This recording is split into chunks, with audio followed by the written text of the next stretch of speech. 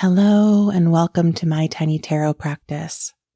I'm Amelia Ruby, and on this show, I share my tiny tarot practice as I study the tarot card by card.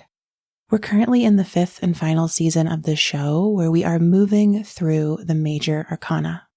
This season is very graciously sponsored by Tarot for Creative Spirits by Cecily Saylor. This is an amazing book that guides you through the tarot with reflection questions, creative prompts, and so much wisdom. Head to the show notes for an exclusive discount code and get your copy today. In this episode, we are exploring the Magician.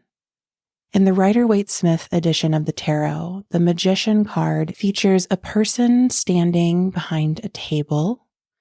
There are vines of roses both above and below them. We see lilies growing from the ground as well.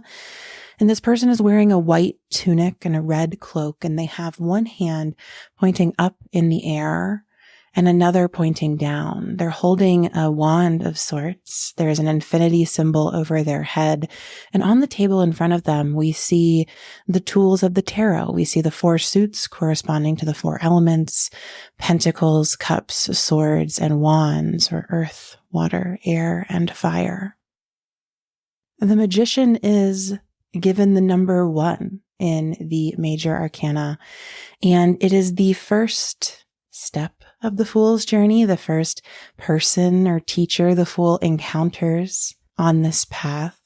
And I love how Cecily Saylor says in Tarot for Creative Spirits that, quote, "Before the Fool learns anything else, they discover that magic is possible, that the combination of intention, belief, action, and collaboration with the universe can turn an idea into something real, something others can see, feel, and know."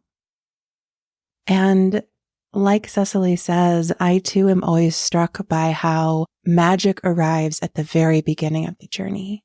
And not just magic, but the magician, the one who wields magic, who uses magic to make things manifest.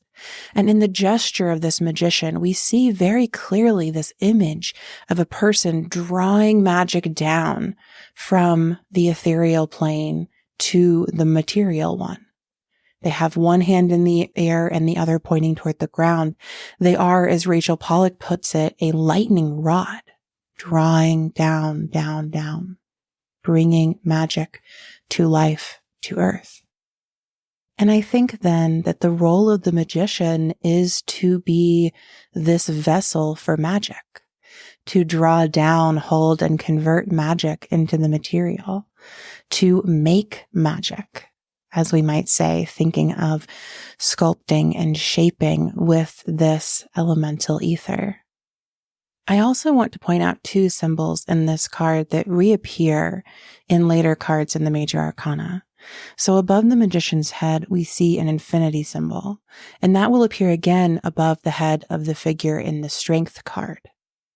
Also, in the magician's hand, the one that's raised up, we see this white wand that will appear again held by the figure in the world card. And there they will hold 2 wands, one in each hand. And so with the magician, we already see these symbols that will become so potent and important across the journey through the major arcana, throughout the Fool's journey, throughout our own journey. And both of these symbols here, the infinity sign and the wand, I think, point to the generative, renewable nature of magic as an abundant resource.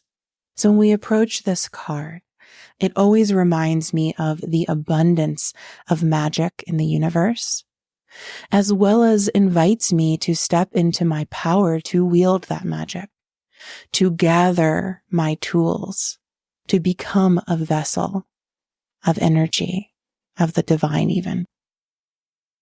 Thank you so much for listening to my tiny tarot practice. This season is sponsored by Tarot for Creative Spirits by Cecily Saylor. Head to the show notes to learn more about this amazing book and get an exclusive discount code to purchase your copy. As I sign off today, I invite you to embrace your magic, and if it feels far away, to take on the posture of the magician. One hand raised high, the other toward the ground.